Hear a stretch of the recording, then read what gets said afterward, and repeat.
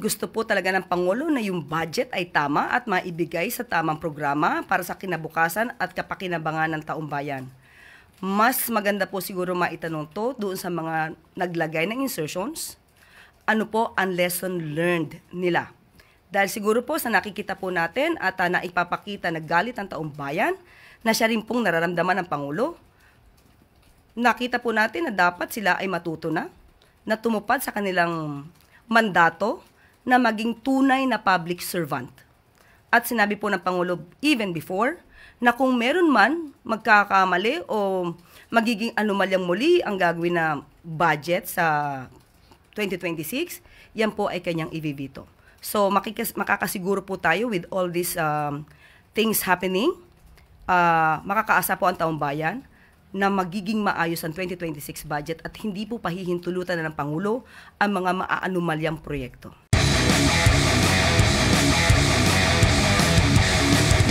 Pangulong Marcos Jr. nagpaabot ng agarang tulong sa mga residente bago at matapos ang bagyo. Nagtungo si Pangulong Ferdinand R. Marcos Jr. nitong Sabado sa lalawigan ng Cagayan upang personal na tugunan ang pangangailangan at matiyak ang kalusugan, kaligtasan at seguridad ng mga residenteng nasalanta ng Tropical Depression Mirasol at Super Typhoon Nando. Sa utos ni Pangulong Marcos Jr.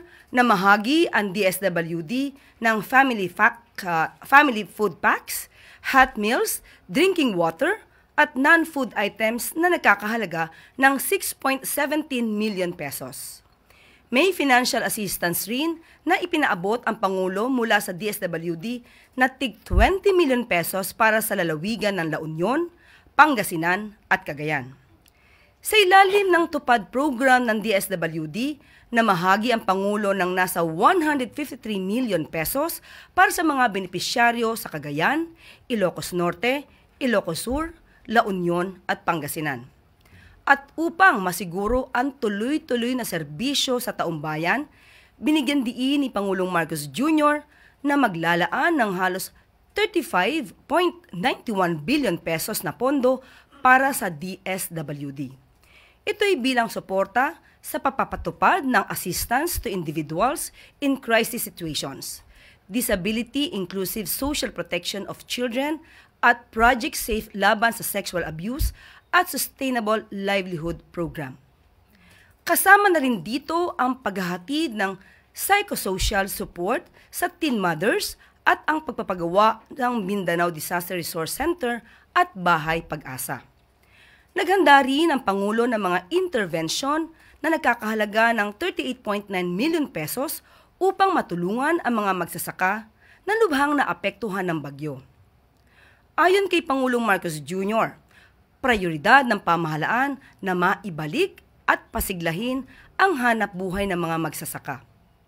Sa katunayan, naglaan ang pamahalaan ng 39.37 billion pesos na pondo bilang suporta sa Department of Agriculture. Gagamitin ang pondo para sa farm-to-market roads, post-harvest facilities, farm-to-mill roads, deep water ports at fish ports at tulong pinansyal sa mga magsasaka at mangingisda. At sa pagpapatupad sa crop insurance program, solar-powered irrigation program, National Soil Health Program at massive coconut planting program. Naglaan din ang Pangulo ng 5 billion pesos para sa irrigation system ng NIA. Sa larangan ng pangkalusugan, nagbigay ang Office of the President ng tig 20 milyong piso para sa DOH hospitals at tig 5 milyong piso naman sa bawat provincial hospital.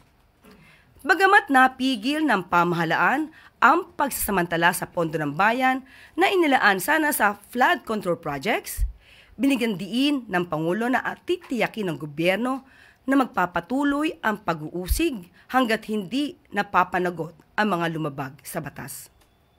Ayon sa Pangulo, titiyakin ng kanyang administrasyon na magagamit ng wasto ang pera ng taong bayan upang maponduhan ang pag-unlad ng lahat ng sektor ng ekonomiya, maisulong ang kaginhawahan at mabigyan ng mas magandang kinabukasan ang susunod na henerasyon.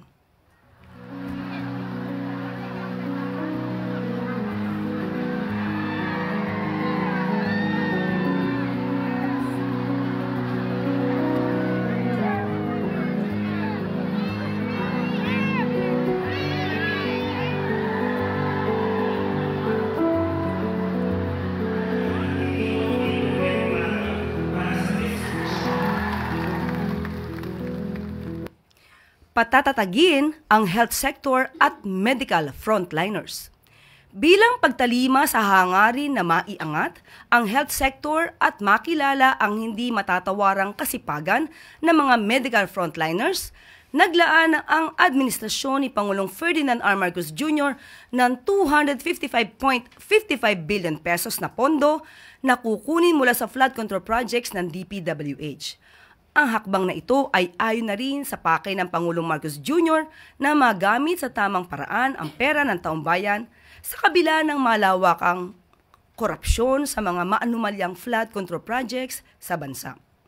Mula rito, dinadagdagan din ng pamahalaan ng 29.28 billion pesos ang pondo ng DOH, dagdag tulong para sa mga indigent o mga nangangailangan na pasyente, sa pagkumpleto ng mga legacy hospitals at sa pagpapagamot ng mga cancer patients sa Philippine Children's Medical Center. Ilalaan din ng pamahalaan ang 60 billion pesos na pondo sa PhilHealth para palawigin ang benepisyo, patatagin ang yakap at bukas upang magkaroon ng mas maaasahang serbisyong pangkalusugan at pataasin ang medicine coverage ng guaranteed and accessible medications for outpatient treatment mula sa 75 to 100 na klase ng gamot. Sa kabila ng ingay, binigyan diin ni Pangulong Marcos Jr. na tuloy-tuloy ang tulong at suporta ng gobyerno sa bawat pasyente at bawat healthcare worker. Umaasa rin at naniniwala ang Pangulo na malalampasan ang hamon na kinahaharap ng Pilipinas habang patuloy ang kanyang panawagan na ayusin ang sistema upang mabigyan ng mas maginhawang buhay ang bawat Pilipino. Kasama sa kanyang pagpunta sa Cagayan, binisita ni Pangulong Marcos Jr. ang Alfonso Ponce Enrile Memorial District Hospital upang masaksihan ang pagpapatupad sa Zero Balance Billing program ng pamahalaan. Namahagi rin ng tulong pinansyal at ibang assistance si Pangulong Marcos Jr. sa Gonzaga People's Gymnasium sa mga nasalanta ng bagyo.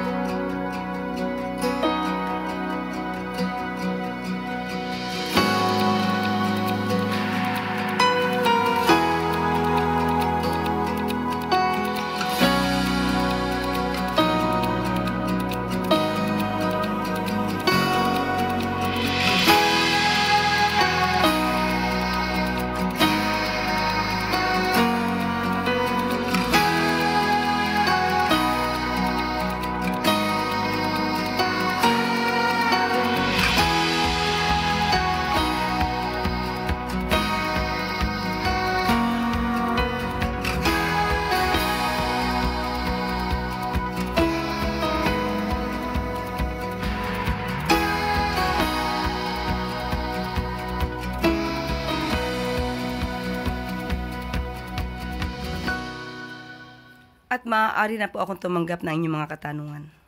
First question, Christian Bascones, PRTV.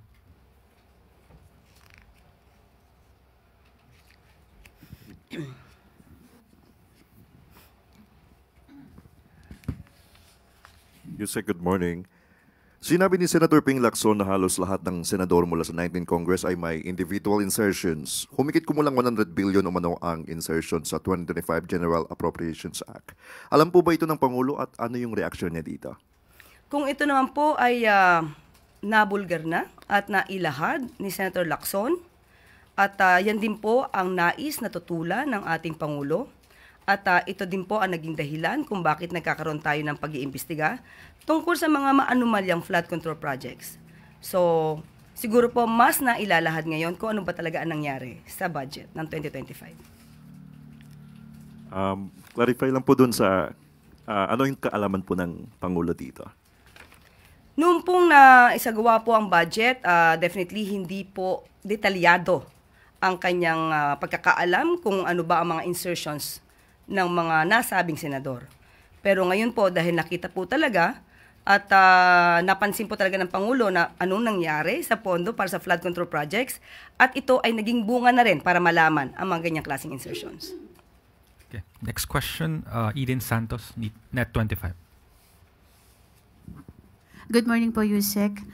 Pwede pong pakipaliwanag lang or pakiclarify bakit po inilipat yung 255.5 billion pesos na supposedly meant for flood control projects ng Department of Agriculture, DPWH po, for next year sa ibang mga programa po ng iba't ibang agencies.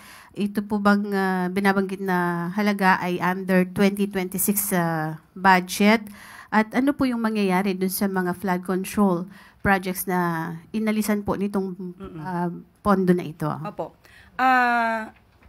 Pinag-aralan po ng DPWH, nire-assess po nila yung pondo na supposed to be for the 2026 budget at nakita po nila kung ano yung dapat natanggalin at ito po ang kumbaga matitipid po nila, magkakaroon ng fiscal space for the 255.5 billion.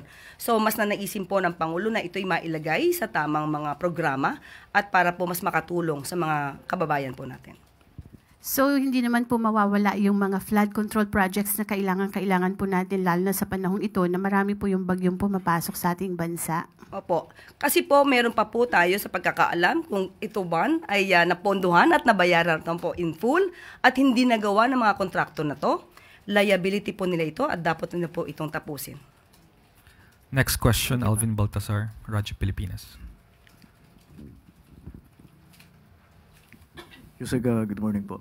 Yusek, sa lahat po ng nangyaring ito sa 2025 budget natin, na even former Senator Franklin Drilon dubbed it as the most corrupt budget, anong lesson learned dito? And anong hakbang ang ginagawa ng pamahalaan para hindi na maulit ito sa 2026? Katulad na sinabi natin, gusto po talaga ng Pangulo na yung budget ay tama at maibigay sa tamang programa para sa kinabukasan at kapakinabangan ng taong bayan. Mas maganda po siguro maitanong to doon sa mga naglagay ng insertions, ano po ang lesson learned nila. Dahil siguro po sa nakikita po natin at naipapakita na galit ang taong bayan, na siya rin pong nararamdaman ng Pangulo, nakita po natin na dapat sila ay matuto na tumupad sa kanilang mandato na maging tunay na public servant. At sinabi po ng Pangulo even before na kung meron man magkakamali o magiging anomalyang muli ang gagawin na budget sa 2026, yan po ay kanyang i-veto. So makakasiguro po tayo with all these things happening, makakaasa po ang taong bayan na magiging maayos ang 2026 budget at hindi po pahihintulutan na ng Pangulo ang mga maaanomalyang proyekto. Salamat po, Yusek. Next question, Ann Soberano, Bombo Radyo. Yusek, good morning. Hingi lang po ng update, Yusek, sa request po ng Philippine government na blue notice sa Interpol para kay Representative Saldico. Binigyan na kasi po siya ni Speaker Bojedi ng deadline na umuwi po for today. Opo, nakausap po natin ang DOJ at sinabi po sa atin na sila po ay nakapag-request na po for blue notice. At hihintay na lamang po siguro ang response. Ma'am, pag may blue notice na po, ano po yung gagawin kay Representative Saldico? Ang blue notice po kasi ay hindi naman po ito karapatan para arestuhin. Ito po ay pagmamonitor lang kung saan po siya nagpupunta. So ganoon po at ibibigay po at i-update po ang bansa po natin kung nasaan po at ano po yung lokasyon ng nasabing tao na subject ng blue notice. Ma'am, isa lang. Nasabi po ba ng DOJ, ma'am, kung saan na po ngayon si Representative Saldico? Sa ngayon po, aalamin po natin at ibibigay po natin yung update. At ang pinaka-latest po sa DOJ, pupunta po si SOJ sa ICI for proper coordination. Salamat po, ma'am. Next question, Ivan Mayrina, GMA7. Yusek, what do we know about the state of health of former President Duterte? Sa ngayon po, sabi nga po nila, dapat ito ay isang pribadong kondisyon na hindi po isinasa sa publiko. At nabanggit naman po at napanood natin ang dati niyang asawa na si Mrs. Elizabeth Zimmerman na according to her, the President is very well and very alive. So yun lang po ang nakita po natin. Pero mula sa ating pong pamahalaan, hindi po tayo magbibigay ng anuman pong update. But has the government taken steps to find out the true state of health of the former president? Nung nagkaroon po ng welfare check, Malamang dahil nakausap naman po nila ang Pangulo, ang dating Pangulo. Sa ating pagkakaalam at ang sabi po rin naman ng DFA ay yan na po ay routine. Kapag ka po ang isang Filipino ay in distress at kinakailangan ng tulong, especially pag patungkol po sa kanyang health condition, talaga pong pinupuntahan ng MWO or ng ating mga consular officials para po malaman kung anong kinahihinatnan or kalagayan ng ating mga kababayan. So, needless to say, nagkaroon na po ng representations ng Philippine government for the former president to be given the medical attention that he might need. Ibabato ko po ang katanungan niyan sa DFA. Thank you. Last two questions. Evelyn Quiroz, Filipino Mirror. Good morning, Yusek.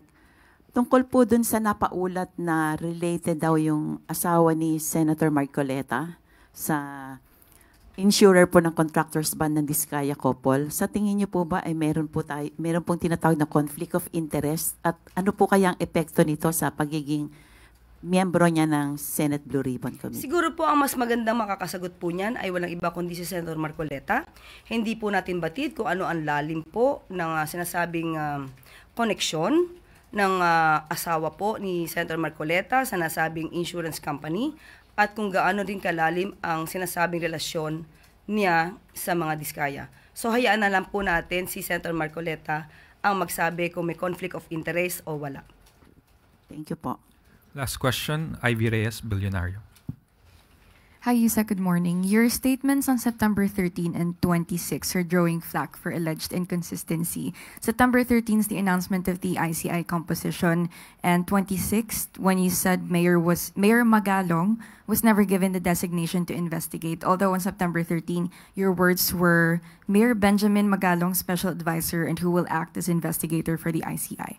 Your comment po. Okay, maliwanag naman po ang ating pagkakasabi. Nung tayo po yung nagsalita, that's September 13, that's Saturday, at nung tayo tinanong kung paano siya magiging investigador, sinabi po natin sa ating sagot at inyo po makikita yan at mababasa siguro kung kayo may transcript. Sinabi po natin na siya po ay magiging, pwede po siya mag-imbestiga through his own effort. Pero po, natatandaan po natin, nagsalita din po ang Pangulo September 15, Monday. At noong hindi po nag-resign si Mayor Magalong bilang mayor, sinabi po ng Pangulo na ang kanyang magiging papel ay special advisor.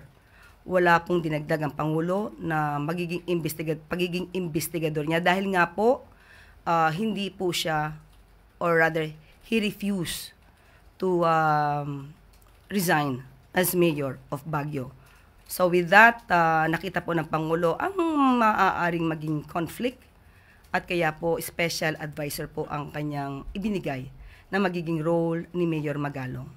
So wala po tayong nakikitang inconsistencies sa nasabing aking nasabi noong September 13 dahil Pangulo po ang mismo nagpasya nung sinabi niya po ito noong September 15. A follow-up question? Maricel Halili, TV5. Good morning. Yusek, how big a loss is Mayor Magalong from ICI? And did the President already receive his resignation? Natanggap na po at iginagalang po ng Pangulo ang naging desisyon po ni Mayor Magalong. Kinikilala naman po ng ating Pangulo ang kagalingan ni Mayor Magalong. Pero ang kanya pong pagbibitaw bilang special advisor ay pinapanalangin naman po na hindi ito makakaapekto sa magiging trabaho ng ICI dahil kumpleto naman po ang ICI at nandun pa rin po ang integridad ng miyembro ng ICI at in addition to that, nandiyan na rin po ang executive director. So ang pagiging special advisor po niya ay voluntaryo po at kung siya po pa rin ay makakatulong para po maibigay ang kanyang mga impormasyon, yan naman po ay welcome pa rin po sa ICI. Salamat, Yusek. That is the last question, Yusek. Thank you.